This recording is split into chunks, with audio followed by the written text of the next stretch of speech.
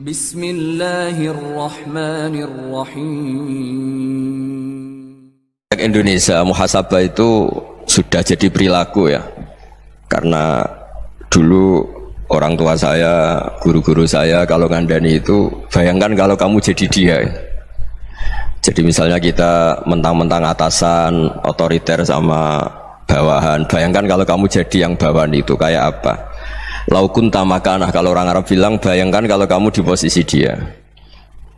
Makanya guyonannya orang-orang Indonesia itu kan orang ngaramkan judi gitu, bareng dikasih tahu, tapi yang menang anak jenengan, alhamdulillah. Ternyata ngaramkan itu karena ada anaknya, kalau anaknya yang menang ya seneng. Meskipun itu guyonan, tapi saya punya padanan itu dalam kitab Hikam. Nabi Ibrahim itu Khalilur Rahman, tentu bencinya minta ampun sama yang namanya maksiat. Suatu saat beliau diterbangkan di alam malakut. Itu kalau di Hikam saya halaman 15 juga. Saya masih ingat betul. Mungkin kalau Anda beda halaman karena beda cetakan, atau nggak punya kitabnya, atau punya tapi tidak bisa baca. Nah itu jadi berbagai kemungkinan. Atau punya tidak bisa baca tapi dianggap jimat, atau digo pencitraan. Banyak itu kaji-kaji tidak bisa baca kitab tapi di ruang tamunya kitabnya besar-besar. Pencitraan itu, tapi ya bagus lah, nggak apa-apa untuk syiar. Setelah diterbangkan di alam malakut, diperlihatkan sama Allah, ada orang pezina, ada orang syaribul khomri, ada orang mabuk, ada orang macam-macam. Allah tanya sama Nabi Ibrahim, bagaimana pendapat kamu Ibrahim tentang mereka yang maksiat? Kata Nabi Ibrahim, ya Allah, habisi saja mereka, mereka hidup di bumi engkau, makan rezeki engkau, kemudian mereka tidak taat sama engkau. Singkat cerita, di fase itu, saya ulang lagi, di fase itu Allah nurutin sampai sekian peristiwa, mungkin 3 atau 4. Sudah setelah sekian tahun Nabi Ibrahim lupa peristiwa itu, kemudian beliau diminta menyembelih anaknya. Ini versi kitab Hikam. Memang versinya banyak tentang kenapa Nabi Ibrahim disuruh menyembelih anaknya. Ketika mau menyembelih anaknya, Nabi Ibrahim ragu. Huwa samratu fuadi, anak saya ini buah hati saya, kenapa engkau suruh menyembelih? Terus kata Allah, apa kamu tidak ingat ketika kamu saya angkat di alam malakut, kemudian kamu usul bunuh-bunuh, saya tidak mempertimbangkan usul anda, tapi kenapa sekarang saya merintahkan kamu mikir gitu? Terus, ya karena ini anak saya ya Allah. Terus kata Allah, rumang samu wong sumpukon mata ini gak gawean kau sing gawe kowe enak wae usul mata ini. Jadi saya yang bikin, kemudian anda enak aja usul membunuh. Semenjak itu Nabi Ibrahim itu di eranya itu asfaqun nas, orang paling sayang sama manusia. Karena kadang kita keras itu ya kebetulan itu tidak anak kita, tidak keluarga kita. Cara orang Jawa itu kan gitu ya, kalau ada perempuan terus macak yang macam-macam pakai sepeda motor cowok, terus wah itu luput suwuk, semoga-moga gini. Tapi setelah dikasih tahu, niku ponakane jenengan, semoga-moga selamat. Jadi jangan-jangan kemarin ahli ma'asi itu kebetulan itu tidak keluarga kita. Kalau keluarga kita yang pernah salah pada kita, semangat kita mintakan maaf. Jangan-jangan kita didikte hukum sosial gitu. Jadi orang yang salah kebetulan itu orang yang menservis kita, atau keluarga kita, atau orang dekat kita. Jangan-jangan semangat kita mintakan ampun. Tapi kalau sama orang lain kebetulan musuh kita semangatnya minta itu kena adab. Nah ini yang nggak boleh dalam Islam. Islam mengajarkan niru Rasulullah SAW, Nabi itu rahmatal lil alamin. Bahkan kemarin saya ngaji virtual sama beberapa habaib, ada Habib Ali Al-Jufri dari Mesir, ya, ada Habib Alwi dari Kuitang, ada Habib Nabil Al-Musawa. Dari sekian habaib itu saya masih ingat diantaranya yang didawuhkan rahmatan lil alamin itu ketika Nabi adahu kaumuh, disakiti oleh kaumnya, dan itu mereka masih kafir semua. Itu mereka dapat doanya Nabi, Allahumma hdi qaumi fa innahum la ya'lamun. Kayak apa baiknya Nabi, orang yang menyakiti, yang melukai, tapi Nabi masih berdoa, Allahumma hdi qaumi fa innahum la ya'lamun. Sayyidina Umar dapat doanya Nabi itu yakhina kana kafiran, ketika masih kafir didoakan, Allahumma aizzal Islam bi Umar. Itu ketika masih kafir. Itu pelajaran bagi kita bahwa yang sedang tidak cocok pun itu berdapat doa kita. Ya doa supaya kondisi kita baik, hari tambah baik. Karena agama ini saya berkali-kali bilang, limangka nayarjuwa hawal yawmal akhir. Agama ini diperuntukkan bagi yang selalu punya harapan pada Allah Subhanahu wa taala. Saya cerita muhasabah ini tentang hubungan kita dengan Allah. Di Indonesia itu banyak orang fasik, banyak orang nakal. Ya di mana-mana orang nakal itu ya mayoritas, wa aksaruhum fasikun. Tapi berkahnya harapan. Mungkin saya kira nakal sok benda, mungkin saya kira sholat sok ben sholat, mungkin sekarang belum sakhok, belum dermawan, suatu saat dermawan. Barokahnya itu kefasikan ini dianggap sementara. Sedang fasik, sedang tidak benar. Karena kiai-kiai kita, para guru-guru kita, para habaib utamanya itu mesti bilang semoga husnul khotimah. Nah barokahnya doa itu semoga husnul khotimah itu menjadikan satu pola sosial. Yang sedang fasik ini masih diharapkan jadi lebih baik, jadi lebih. Sehingga kita tidak ngambil sikap ekstrim, yang ingin menghabisi atau ingin mengadili, tidak. Karena selalu kita punya harapan, Dan agama ini limangkan erjuwo hawal yawm akhir. Bayangkan itu kalau yang nakal itu anak kamu. Pasti kamu nggak ingin kan langsung dapat azab, dapat apa. Padahal kita semua jadi tokoh ini abul kulli, bapak dari semuanya. Sehingga ketika Rasulullah SAW jalan-jalan kemudian melihat perempuan sedang menyalakan api. Kalau apinya mati ditiup, anaknya dijauhkan. Nanti kalau sudah jauh dari api, anaknya digendong lagi. Terus kata Rasulullah, matur ke semua sahabat, Aro'aitum anna hadih tarihatan waladaha alan nar. Apa kamu berpendapat bahwa perempuan ini akan melemparkan anaknya ke neraka? Tidak ya Rasulullah. Tidak akan seorang ibu melemparkan anaknya ke api. Terus kata Rasulullah, Allahu arhamu min hadih biwaladiha. Allah lebih rahman, lebih rahim dibanding orang tua ini kepada anaknya. Ini yang harus kita kenalkan terus, kita kampanyakan terus supaya orang hubungannya dengan Allah itu nyaman, asik. Sehingga dengan demikian selalu ada harapan bahwa yang sedang nakal ini suatu saat tobat. Kita tidak boleh menghukumi pasti begini, pasti gini, itu tidak wilayah kita. Itu juga yang dicontohkan Rasulullah SAW. Secara lahir Nabi itu nggak berkenan sama Wahsy, karena Wahsy itu salahnya salah fatal karena membunuh ahabban nasi ila Rasulillah, yaitu membunuh Said Hamzah.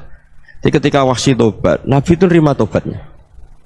Dan ketika beliau dengan basariyahnya agak siap ketemu Wahsy karena harus ingat Sayyid Hamzah, basariyahnya diturutin. Oke, kamu iman, saya turutin, tapi jangan sering ketemu saya.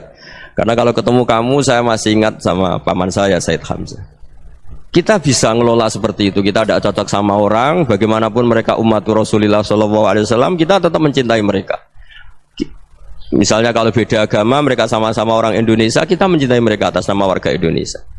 Tapi kalau misalnya potongannya ora cocok, beda kultur, bawaannya itu mangkel no coro Jawa, ya bisa diilmoni, jangan ketemu. Wong sudah tidak cocok, ingin ketemu nyari solusi. Roh ini tok seneng itu kan ya repot itu. Ya sudah kalau nggak pati cocok ya jangan sering ketemu. Dan itu kita bisa memanage seperti itu tuh bisa. Saya berkali-kali cerita tentang Imam Syafi'i. Kalau dikasih tahu ya Imam Abu Abdillah, panggilannya Imam Syafi'i, tetangga anda ini ternyata banyak yang nggak senang anda. Jawabnya beliau senang. Ya bagus kalau nggak senang saya, ndak utang saya katanya. Jadi gara-gara saman seneng aku ngatur aku ini kan. Nah, mungkin saman rasa seneng kan ya enak. Jadi hidup itu dianggap happy. Kalau seneng ya teman silaturahim, kalau nggak seneng ya nggak bakal utang gitu. Baru kaya seneng itu nggak ganggu. Gitu. Jadi dulu itu orang bisa ngelola seneng ndak seneng itu bisa. Karena ada kearifan hubungan dengan Allah Subhanahu wa ta'ala. Hidupnya selesai karena masyghul bi dzikrillah, mereka sibuk dengan Allah. Makanya kata ulama-ulama tasawuf, kamu jangan melihat manusia perilakunya, tapi kamu juga harus ingat yang gerakkan semua itu Allah Subhanahu wa ta'ala. Dengan demikian kita farah, kita senang. Makanya Nabi kalau ngutus Anas bin Malik kemudian enggak kesampaian yang diinginkan karena Anas main, ketika garwa-garwane Nabi agak tersinggung, Nabi andaikan Allah menghendaki yang saya inginkan kesampaian, pasti itu kesampaian. Jadi dianggap kegagalan Anas gak manggil yang dituju Nabi itu ya kersane Allah, ya enteng saja. Sayyidina Ali lebih parah lagi yang dialamin. Itu dalam-dalam beliau kalau dipanggil tuh gak cepet-cepet ke sana. Ketika ditanya, kenapa kamu tak panggil gak cepet ke saya? Amin tu ukubatak. Karena aku tahu kau orang baik. Orang baik itu pemaaf.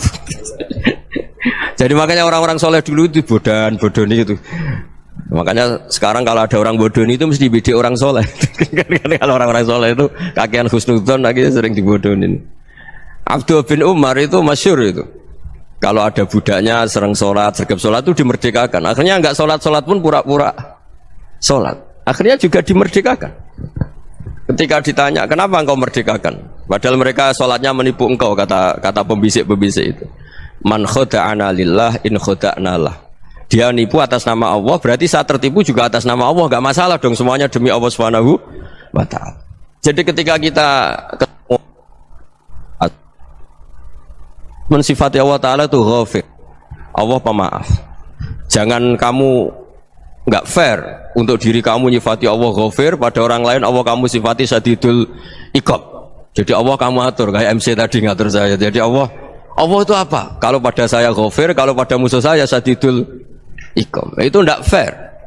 Kalau Anda punya harapan kepada Allah karena Allah Rahman Rahim, Allah ghafir, sebenarnya Allah pada musuh kita ya bisa saja Allah ghafir, bisa saja Allah Rahman Rahim. Sehingga kita melihat orang lain yang kita tidak cocok itu ya enteng saja.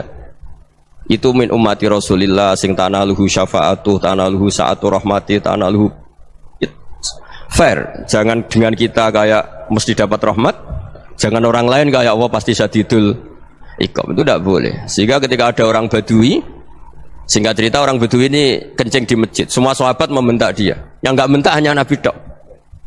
Saking mangkelnya orang ini karena semua sahabat bentak kecuali Nabi. Setelah dibenarin Nabi, terus Nabi nyuruh sabbu ali dhanuban min ma'in. Setelah disucikan masjid itu, dia berdoa keras sekali. Allahumma arhamni wa Muhammadan wa la tarham ma'ana ahadan. Ya Allah, yang berhak dapat rahmatmu hanya saya dan Nabi Muhammad, yang lainnya jangan. Karena yang lainnya tuh jengkelin, gitu aja saya salah dimarah-marahin gitu. Jadi kalau kamu doa terbatas ya kayak orang Bedui ini, kayak orang Arabi. Apa kata Nabi? Laqad tahajjarta wasi'an. Allah yang rahmatnya luas menjadi kamu sempitkan. Karena kamu mau atur Allah hanya Rahman pada Indonesian Power, pada NU, pada kita, yang orang lain nggak perlu dapat. Itu kan kasihan Islam, karena Islam terus gak dimiliki semua orang. Allah gak dimiliki semua orang, Rasulullah gak dimiliki semua orang, karena di NU, di ormas tertentu, di gak boleh seperti itu. Gak boleh takhasyar tawasian, kata Nabi, gak boleh mempersempit zat yang rahmatnya itu luas. Ini semoga etika ini kita pakai di Indonesia. Yang sedang fase kita harapkan lebih baik, yang sedang gak dapat hidayah kita doakan dapat apa? Hidayah. Masyhur kan, makanya tadi saya mohon sama Habib Ali supaya Habib Ahmad supaya tetap mahalul qiyam tabaruk sama Habib Ali. Di antara doa-doa di Simtud Duror masyhur itu antuqa bilal mudhniba minnah bil ghufran wal musi'ah bil ihsan. Jadi harapannya para habaib, para orang-orang baik dulu ya, semoga yang dosa itu dimaafkan, yang sedang salah dibuka, bikin lebih baik. Nabi itu tugasnya juga gitu. Wastaghfir li dzambika walil mu'minina wal mu'minat. Nabi itu tugasnya juga memintakan ampun yang sedang salah. Nah ini cobalah jadi etika kita, muhasabah kita. Jadi muhasabah itu cara berpikir kita set, kita pikir ulang. Ternyata semangatnya seorang nabi itu wastaghfir li dzambika walil mu'minun. Semangatnya itu memintakan ampun. Orang ahli tafsir tahu semua kalau Nabi itu tidak mungkin dosa. Jadi itu khitabun lin Nabi wa urida bihi ummatu, itu khitab Nabi, tapi yang dimaksud itu umatnya, karena Nabi tidak akan mengalami dzambun, tidak akan mengalami dosa. Sekarang enggak, kadang-kadang kita ini kalau orang lain salah itu semangat. Kalau di perusahaan ada teman salah, apalagi miran salah itu seneng, barokahnya salah bisa ganti kan gitu. Jadi kalau mungkin di dunia tokoh juga gitu, barokahnya ada tokoh salah, kita yang jadi populer sendiri, tidak boleh seperti itu. Kita harus salimus sodri di jami'il muslimin. Jadi ini harus dilatih. Saya tadi matur sama Habib Ahmad, latihan kita jadi hidup. Nabi itu kalau resep jadi wali itu kata Nabi gampang. Kata Nabi, kalau kamu ingin disenangin Allah, ya sudah, kalau kamu asbahta wa amseta gini-gini, perasaan kamu, kata Nabi, jangan punya perasaan ghil sama orang muslimin. Itu sudah, wadzalika min sunnati. Makanya Nabi ngendikan la yablughni ahadun an ahadin syai'an. Ada yang baca la yuballighni ahadun an ahadin syai'an. Seseorang jangan melaporkan ke saya tentang salahnya yang lain. Fa inni akhruju ilaikum wa ana salimus sadri, karena saya ingin ketemu sampean semua dalam keadaan salimus sadri, tidak punya perasaan apa-apa. Karena kalau nurutin membisik, nurutin informasi itu ya repot, karena orang pasti sepihak. Ada kiai yang top datang ke kampung-kampung ning desa-desa, kata yang seneng itu punya akhlak. Wah itu bagus orang besar datang ke kampung-kampung. Kata yang enggak seneng, wah itu jobnya kiai kecil kok diambil, itu kan ya kasihan itu kan sudut pandang. Makanya saya sering bilang, akal kita ini cukup untuk mentasdik Rasulullah SAW. Meskipun perasaan kita kadang orang Jawa itu beda. Saya berkali-kali bilang sama peneliti dari Jogja, kenapa sih Gus para nabi itu kok poligami istrinya banyak? Nabi Dawud katanya itu berapa? Itu Nabi Sulaiman malah jumlahnya agak terbatasin. Nabi Muhammad itu paling sedikit. Saya tanya gini, perempuan itu orang lemah, jadi kalau nolong orang satu gimana baik, kalau nolong orang dua ya lebih baik, ya sudah kira-kira seperti itu. Paling tidak akal kita masih tahu kalau orang baik itu kan mesti baik, nolong orang satu baik, nolong orang dua ya lebih baik, nolong orang tiga lebih baik. Tapi kalau kamu orang nggak baik, satu saja kamu terlantarin, kamu miskinkan, kamu ya tinggal ukur kan, kalau orang baik nambah baik, tapi kalau orang buruk tambah buruk. Nah itu akal kita bisa menganalisis kenapa sih nikah itu ada yang poligami, ada yang enggak. Sudah ukur saja diri kamu. Misalnya kayak saya elek keriting, rabi terus, memperbanyak wong elek, orang perilaku netok, raine dadi elek kabeh gitu. Tapi nak kowe ku ganteng, alim, ganteng, sugih, anake ganteng-ganteng, berhubung kowe saleh ahli swarga kabeh, mertua yo bangga karena karir kamu meyakinkan. Ini mertua kamu aja enggak bangga mau nambah. Ipar enggak bangga, mertua enggak bangga, desa kamu yang kamu wayai juga gak beda dengan Nabi ketika nikah Juwairiyah itu nggak ada pernikahan sebarokah Nabi dengan Juwairiyah itu asharu Rasulillah. Di situ habis perang banyak tawanan, gara-gara jadi besanya Nabi langsung dibebaskan semua karena asharu Rasulillah. Sekarang besanya Kanjeng Nabi. Dulu Abu Sufyan mangkalnya bukan main sama Nabi, gara-gara putrinya dinikah terus langsung jadi. Kalau kamu kan enggak, nikah satu, nikah lagi, satu kampung musuh kamu karena istri pertama ya cemburu, yang kedua agak bangga. Wah itu selesai itu dunia wal akhirah. Maksud saya nganalisis Islam itu harus pakai akal, dan akal yang dipakai ini saya bawa ke kitab Ihya adalah pikiran-pikiran para ulama. Makanya ketika Imam Ghazali ketika ditanya fakaifa bi muslimin fasikin asawaha fi jami'i amri, kalau kalian ketemu orang fasik, orang Islam tapi fasik, perilakunya nggak ada yang benar.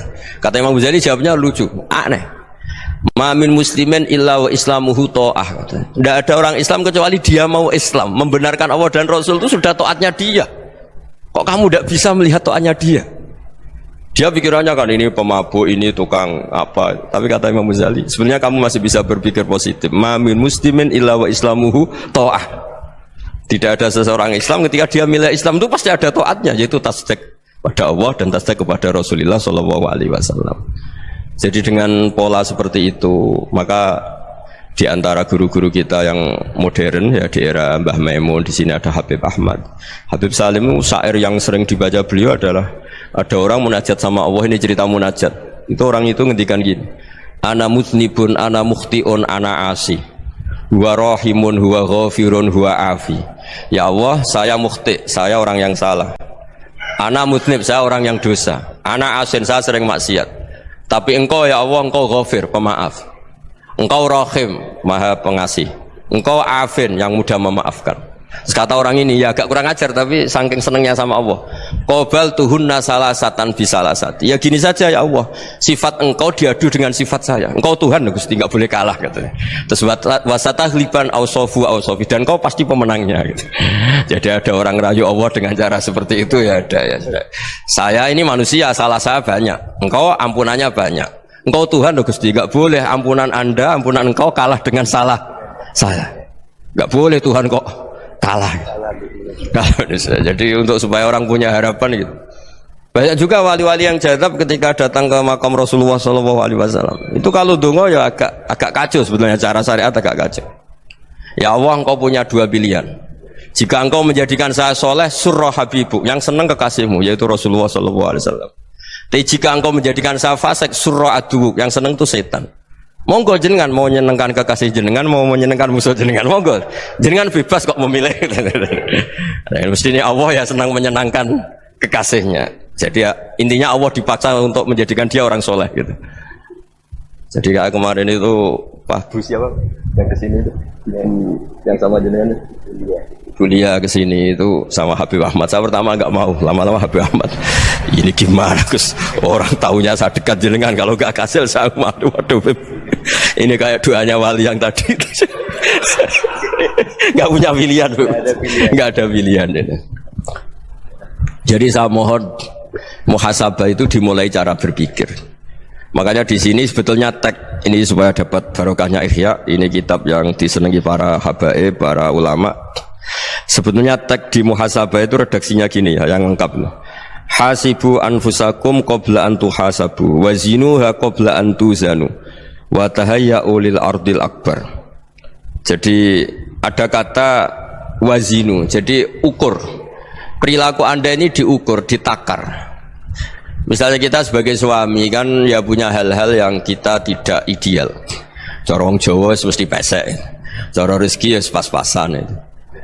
Dan kita juga kalau makanya enggak boleh tanya istri begini, apa saya cinta pertama Anda? Pasti Anda kecewa. Orang jadi istri hanya korban terakhir itu. Sudah. Karena orang kalau ngelamar kemana-mana enggak jadi istri itu pasti korban terakhir itu. Jarang istri pilihan pertama, jarang. Ayo semua yang nikah. Rata-rata itu pilihan Anda pertama Pak, dari sekian ditolak di mana-mana terus. Ya perempuan terakhir. Kamu juga korban terakhir gitu. Itu wali-wali dulu kalau ngandani kita itu sederhana. Antal ini masyhur diceritakan Habib Zain bin Semit dalam kitab Al-Manhajus Sawi. Anta lam tajid min nafsika kullama turid. Fa kaifa turidu min ghairika kullama turid. Kamu yang ingin ideal saja, kamu tidak menemukan pada diri kamu untuk menjadi ideal. Kamu kan ingin ganteng, ingin punya uang banyak, ingin perilaku Anda sempurna. Anda saja yang punya keinginan tidak bisa mewujudkan keinginan Anda sendiri. Fakaifa turidu min ghairika ma turid. Jadi anta lam tajid min nafsika kullama turid. Fakaifa turidu min ghairika kullama turid. Kamu yang punya keinginan saja. Misalnya saya ingin punya uang banyak, perilaku saya selalu benar, gak pernah salah. Loh, saya yang ingin saja dengan diri saya, gak bisa untuk benar terus. Kok kamu berharap orang lain selalu benar? Jadi anta lam tajid ya sama. Kalau kamu menuntut istri kamu itu ramah, neriman, apa kamu neriman sama wajah istri Anda gitu? Engko ya pola neng dindi jajaki sana jajaki sini, kamu sendiri ndak pernah apa. Jadi itu nasihat yang luar biasa. Anta lam tajid min nafsika kullama turid, fa kaifa turidu min ghairika kullama turid. Kamu mau menghormati semua orang, enggak mau kan? Kemudian Anda berharap semua orang menghormati kamu. Kamu tidak ingin kan orang lain semua menghujat kamu. Sementara kamu enak aja menghujat orang lain. Makanya Rasulullah SAW itu luar biasa ketika bikin kaidah sosial. Apa la yu'minu ahadukum hatta yuhibba li akhihi ma yuhibbu li nafsi. Jadi kalau ukuran iman itu sederhana. Kalau sesuatu itu baik, nyaman bagi Anda ya bayangkan itu pada teman Anda. Misalnya Anda bangun tidur sudah acak-acakan, enggak punya uang, utang jatuh tempo, kan enggak ingin ketemu orang. Ya kamu jangan bertamu ke jenis ini karena dengan kamu yang alami juga enggak siap ketemu orang. Makanya ada Habib Alim itu dilapuri sama seseorang. Beb, dulu teman saya itu ketika saya kaya itu sering main ke saya. Setelah saya miskin, mereka tidak main ke saya. Kata Habib itu bagus, sunnah Allah begitu itu bagus. Coba kalau kamu dulu kaya, teman kamu main kan kamu gaya, di rumah ada makanan, bisa hormat tamu. Setelah kamu miskin jadi buruh manol di pasar atau buruh bikin boto, teman kamu datang, malu enggak kamu? Mendingan enggak datang gitu. Akhirnya baru, oh ya alhamdulillah kalau gitu. Loh ya kan dulu teman kita datang, kita ada Alphard, istri cantik, rumah bagus lah, kita miskin, buruhnya orang pas dibentak-bentak, teman kamu udah datang. Milih datang kamu enggak kalau setelah kamu jatuh? Enggak kan? Jadi barokahnya ilmu itu terus. Ya, tapi kadang-kadang orang loh, wah setelah saya miskin teman-teman enggak kasih ke sini. Ya kalau kamu sudah jatuh, teman-teman kamu ke situ jadi tontonan. Ya mulai sekarang cara berpikir itu dirubah. Dulu yang namanya kiai itu kalau diundang orang itu ya agak-agak senang. Semenjak saya itu agak rubah. Ngundang kiai, ngatur kiai itu tak haram-haramkan ya ada lumayan lah sekarang itu sudah mulai agak beretika. Dulu itu ngundang tuh tanggalnya ditentukan, jamnya ditentukan. Enggak mikir apa kiai saat itu nganggur, enggak. Punya wadifah, enggak. Dia milih tanggal yang dia nganggur, enggak mikir pas itu kiainya nganggur apa, enggak. Ya saya hanya cerita aja, kamu tersinggung ya monggo, boten ya monggo itu kan. Jadi saya mohonlah supaya tadi saya juga matur ke Habib Ahmad. Jadi untuk orang merasa ikut sunnah Rasul itu gampang sekali kata Sayyid Muhammad. Dulu Nabi berpakaian ala daerahnya. Kalau mikot ya pakai mikotu baladi. Karena Nabi orang Madinah dan beliau berdomisili di Madinah, ya misalnya mikotnya dari Bir Ali misalnya. Tapi kalau Anda orang kawasan Tanim mau umrah ya dari Tanim, misalnya kawasan Jirona ya dari Jirona. Artinya apa? Kamu ngambil mikot karena Nabi mikot misalnya dari Bir Ali, bukan berarti kamu harus seperti Nabi di Bir Ali, kamu orang Mekah, misalnya kamu orang Tanim, orang dia harus dari mikot itu apa? Baladi. Sama, makanya di fikih-fikih itu kalau tahnik anak, Nabi orang Arab, halawiyatnya kurma ya kurma. Kalau orang Jawa sedegan, semua podo-podo. Ya, podo-podo manis. Jadi ini tabaruk sama Sayyid Muhammad, ini ada murid beliau, Habib Ahmad, saya baca. Supaya orang itu merasa ikut Nabi itu gampang sekali. Ini saya baca di halaman tadi disaksikan Habib Ahmad 433 di kitab apa begini? Manhajus Salaf fi Fahmin Nusus. Itu kata Sayyid Muhammad, wa kanat sunnatu Rasulillah annahu yat'amu ma yajiduhu fi ardi wa yalbasu ma yajidu wa yarkabu ma yajidu mimma abahu Allah taala. Fa man istamala ma yajidu fi ardi fa huwa al-muttabi' lis-sunnah. Kama annahu hajjal baita min madinati. Fa man hajjal baita min madinati nafsi fa huwa al-muttabi' lis-sunnah wa illam takun hadhil madinatu tilka. Jadi intinya misalnya Nabi dulu itu ngasih sedekah kepada fakir miskin ya pakai dinar, dirham. Ya kalau orang misalnya sedekah pakai rupiah ya sudah ikut sunnah Nabi. Jangan, lu Nabi pakai dinar loh, kamu kok pakai rupiah. Dulu dinarnya Nabi udah ada tulisannya Bank Indonesia, kamu ada tulisannya Bank. Ya tidak ada seperti itu. Ya jadi misalnya Nabi sedekah pakai tamar atau pakai al-aqid, ya kita pakai beras, pakai apa. Supaya orang tuh bahwa Rasulullah itu milik kafatal linnas, milik semuanya, sehingga merasa ikut sunnah Nabi itu ya semuanya.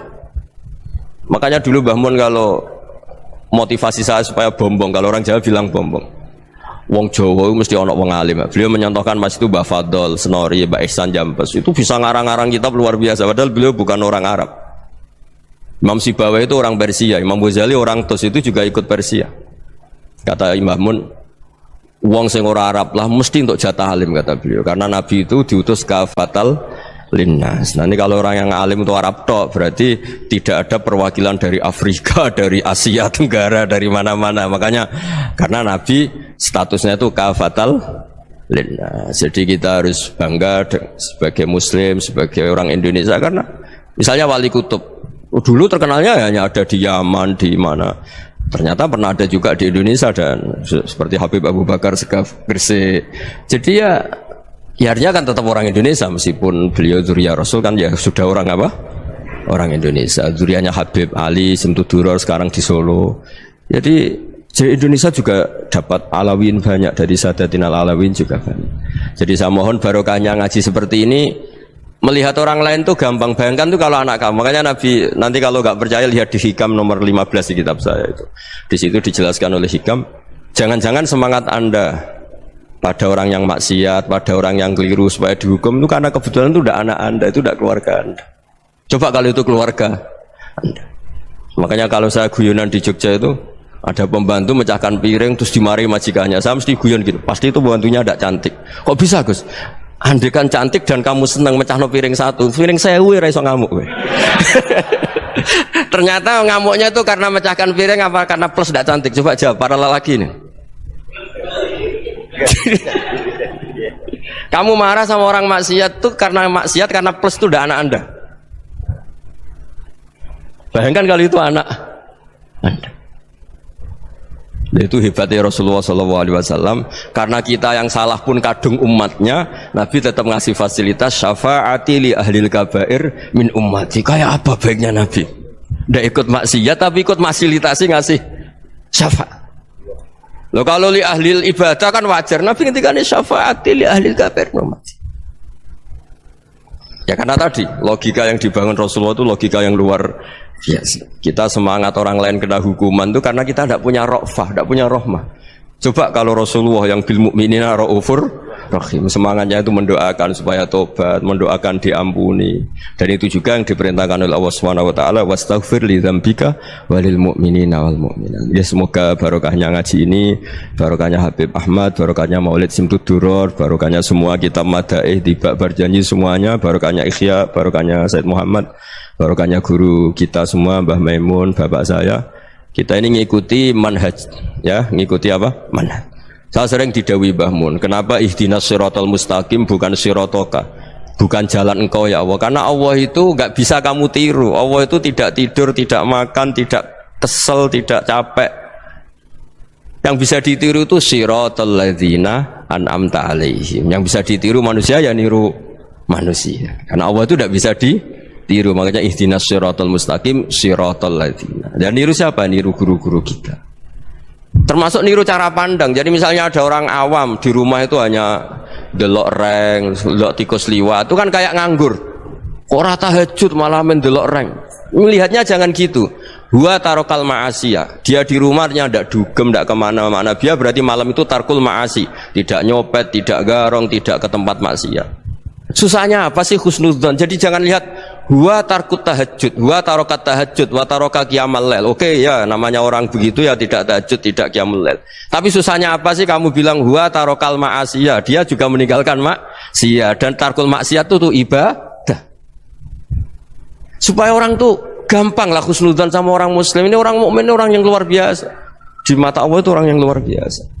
Kayak tadi Imam Ghazali, kalau saya ketemu orang muslim kemudian dia tidak pernah baik, gimana? Kata Imam Ghazali, ma min muslimin illa wa islamuhu ta'ah. Tidak ada orang Islam ketika dia mentasdihkan Allah dan Rasulullah, berarti dia juga punya taat. Ya ini latihan saja, sing iso nglakoni Habib Ahmad kula namung cerita mawon. Kula cerita secara akademik, saya punya kitab, saya baca dan alhamdulillah kita paham barokahnya para guru. Dan supaya terbiasalah sebaik-baiknya ibadah husnudzonni billah wa husnudzonni bil mu'minin. Soal tidak cocok ya diilmoni tadi ya, namanya nggak cocok ya jangan sering ketemu.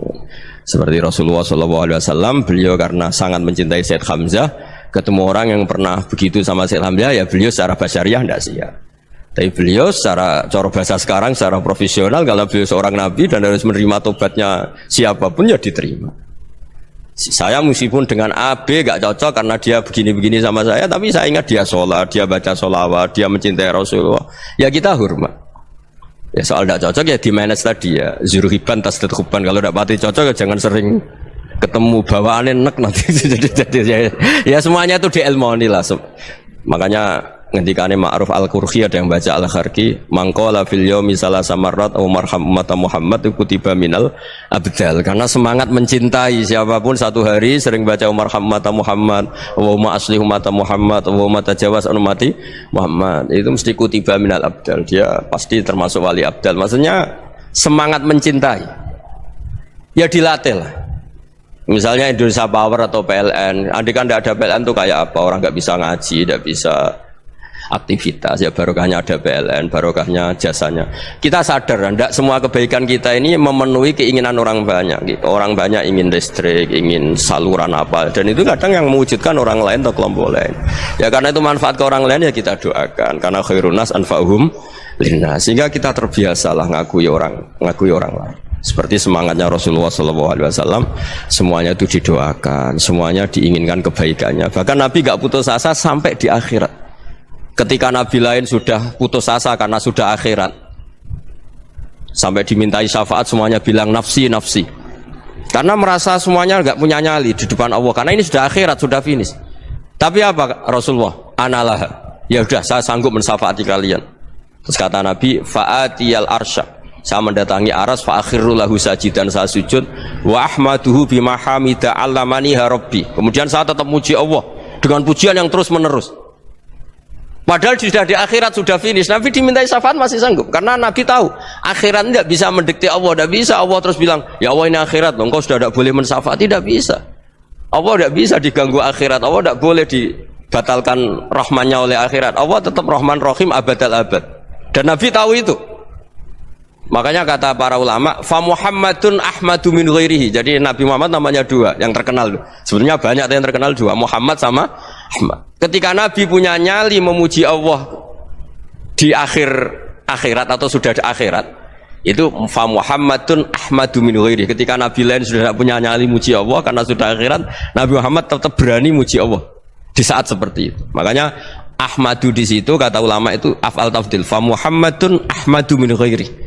Kanjeng Nabi lebih memuji Allah di saat yang Nabi lain sudah tidak punya nyali untuk memuji Allah di saat itu. Makanya kata Nabi fa akhiru lahu sajidan wa ahmadhu bimahamida 'allamaniha rabbi. Akhirnya setelah lama gitu terus Allah ngendikan ya Muhammad irfa' ra'sak wasal tu'tah wasfa' tusyaffa. Sudah Muhammad, angkat kepala kamu minta apa saat turutin, dan kalau kamu ingin mensafati umatmu saya beri hak napa? Syafaat. Nah, semoga semangat itu juga menjadikan kita munajat bahwa rahmat Allah tidak terbatas, harapan juga tidak terbatas. Mungkin yang sedang nakal ya kita katakan sedang, jangan terus kamu pastikan wah ini mesti suul khotimah, mesti tidak orang baik.